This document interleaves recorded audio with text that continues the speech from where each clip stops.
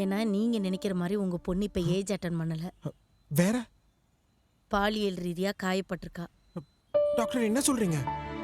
அவளுக்கே தெரியாம சாக்லேட்லயோ ஐஸ்கிரீம்லயோ கூல்ட்ரிங்க்ஸ்லயோ மயக்க மருந்து கலந்து கொடுத்து குழந்தைய மிஸ்யூஸ் பண்ணியிருக்காங்க.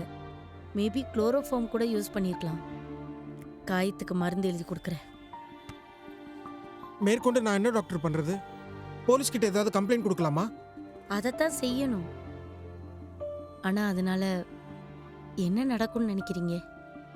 யாரு என்னன்னு கண்டுபிடிச்சு போலீஸ் அவங்களுக்கு தண்டனை வாங்கி தராதா? இன்னைக்கு சட்டம்லாம் சந்தர்ப்பத்துக்கு தகுந்த மாதிரி வளைஞ்சு போய் கிடக்குது.